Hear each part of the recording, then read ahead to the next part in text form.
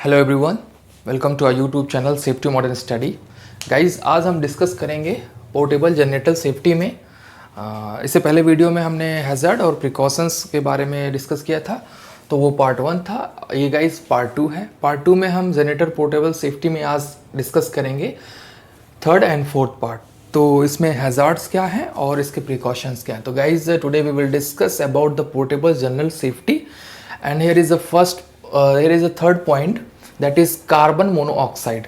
Guys, carbon monoxide एक hazard है जो जनरेटर जब स्टार्ट होता है, रनिंग करता है, चलता है, तो उस दौरान जो उसके एग्जॉस्ट होता है, जो उसका साइलेंसर, यू कैन से, मतलब इजी लैंग्वेज में एग्जॉस्ट होता है, जो उसका साइलेंसर होता है, उसमें से जो वो चीज़ें एग्जॉस्ट से रिलीज़ होती हैं, धुआं है, उसमें वो एक गैस पाई जाती है जिसे हम कार्बन मोनोऑक्साइड कहते हैं, and that is silent killer gas, जिसे हम CO कहते हैं, कार्बन मोनोऑक्साइड। ये बहुत ही घातक, बहुत ही खतरनाक जहरीली गैस है, ऑर्डरलेस है, टेस्टलेस है गाइस, और ये बहुत ही मतलब साइलेंट किलर गैस, लाइक आपका हाइड्रोजन सल्फाइड गैस के बारे में आप लोगों ने जानते ही होंगे, तो उसके ही मतलब इसका भी वैसा ही मामला है।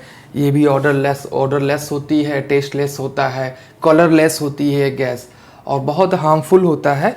तो इसके संपर्क में आने से लोगों की मृत्यु हो जाती है। इसको ज़्यादातर कॉन्स्टेंटली कोई अगर इसको ब्रेथिंग कर रहा है और इसका रेस्पिरेटरी सिस्टम धीरे धीरे जो है वो ख़राब हो जाता है, उसमें प्रॉब्लम्स क्रिएट होती है। तो ये कार्बन मोनोऑक्साइड जो है ये हैज़ार्ड है। अब इस पे हम डिस्कस करते हैं कि इस हैज़ार्ड से बचने के लिए क्या प्रिकॉशंस लेना चाहिए, तो इसको बारे में जान लेते हैं। इसके बारे में हम जो प्रिकॉशंस होगा ये है, make sure a generator has 3 to 4 guys, यहाँ पे 3 to 4 है, मे भी हो सकता है लाइट का फोकस पड़ने से आपको क्लियर ना होता होगा, बट यहाँ पे 3 to 4 feet of clear space on all sides and above it to ensure adequate ventilation।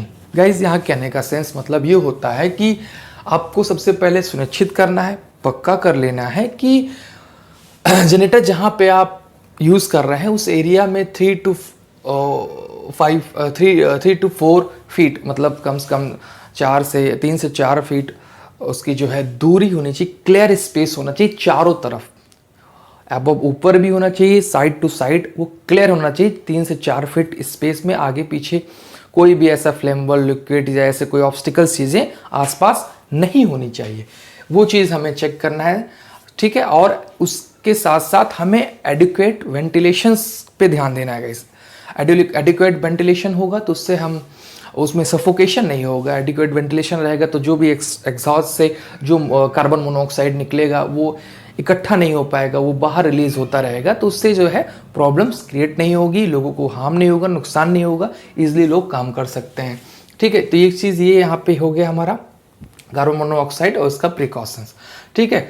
उसके साथ साथ फिर एक पॉइंट यहाँ पे हमने भी लिखा है प्रिकॉशंस से related, never use a generator indoor और in close space such as ग्रैजेस, अपना जो ग्राज वगैरह होता है नहीं, ग्राजेस वगैरह, तो उसको ग्राजेस बोलते हैं, एंड बेसमेंट।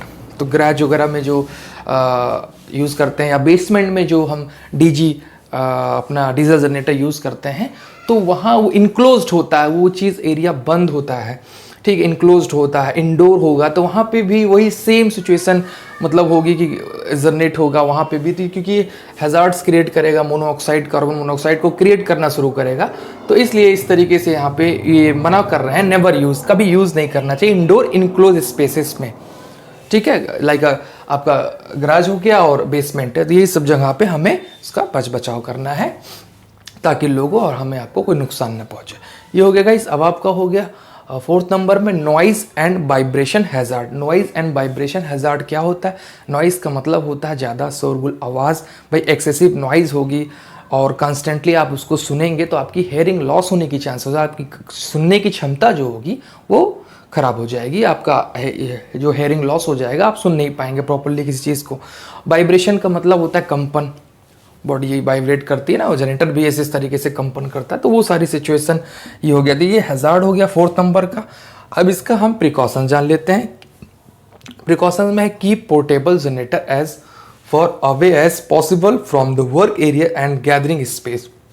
कोशिश ये की जाए अगर पॉसिबल है तो ज़्यादा से ज़्यादा हमें इस चीज़ से बचने के लिए पोर्टेबल जनरेटर को वर्क एरिया से या जहाँ पे गैदरिंग ज़्यादा होती है, जहाँ पे ज़्यादा लोग इकट्ठा होते हैं, सभा मतलब एक तरीके से इकट्ठा होते हैं जहाँ पे ज़्यादा गैदरिंग होती है, उस एरिया से और उस क्या कहते हैं ये हो गया, और उसके साथ साथ उस वर्क एरिया से हमें दूर रखना चाहिए, away from that area like a gathering spaces.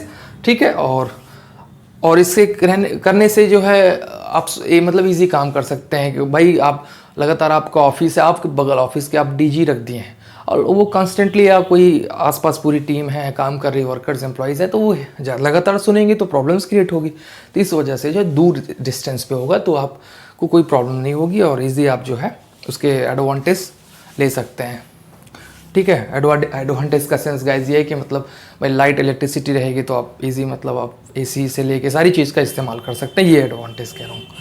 ठीक है, तो डिस्टेंस पे रखना ज़रूरी है। और वाइब्रेशन से भी जो हैज़ार्ड्स क्रिएट होते हैं, बॉडी के मसल्स जो है लूज़ हो जाते हैं, ये सब सारी चीज़ें, मसल्स क्रैम्प होना शुरू हो जाते हैं, तो वाइब्रेशंस में आता है, इट कम्स इन वाइब्रेशन। तो वहाँ पे इस सिचुएशन में दूर डिस्टेंस में अवे रहेगा, पॉसिबल है वर्क तो उसको करना बहुत ज़रूरी है, डिस्टेंस में रखना। ठीक है, तो ये हो गया गाइस। अब आपका है इसी के नीचे एक पॉइंट और है, वेयरिंग हेयरिंग प्रोटेक्शंस, मतलब लाइक ईयर मफ होता है। ठीक है, और ईयर प्रोटेक्शंस जिसको हम कान में लगा कर यूज़ करते हैं, जिससे हमें जो नॉइज़ होती है ज़्यादा वो मतलब प्रेशर नहीं बना सकती, वो आपको नुकसान नहीं दे सकती। तो ये एक आपका प्रिकॉशन हो गया। ठीक है, और उसके बाद में आपका है जनरेटर इंजन्स वाइब्रेट एंड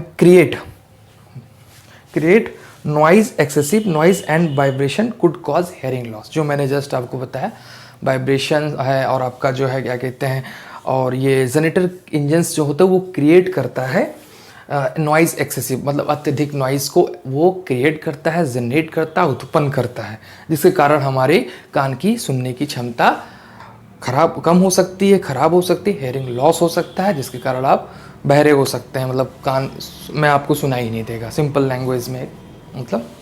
ठीक है गाइस, तो ये हो गया हमारा पार्ट 2 में जनरेटर सेफ्टी में पार्ट 2 हमारे हैज़र्ड और प्रिकॉशन हैज़ कंप्लीटेड। पार्ट 2 में ये कंप्लीट। अब नेक्स्ट वीडियो में हम डिस्कस करेंगे गाइस कि जनरेटर सेफ्टी में क्या इंस्पेक्शन होता है बिफोर स्टार्ट दी जनरेटर।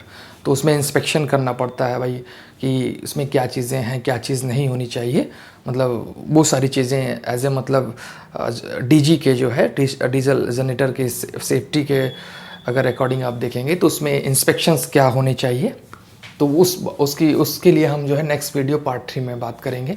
ठीक है गाइज, आई होप गाइज ये आपको वीडियो समझ में आएगी। Thank you so much.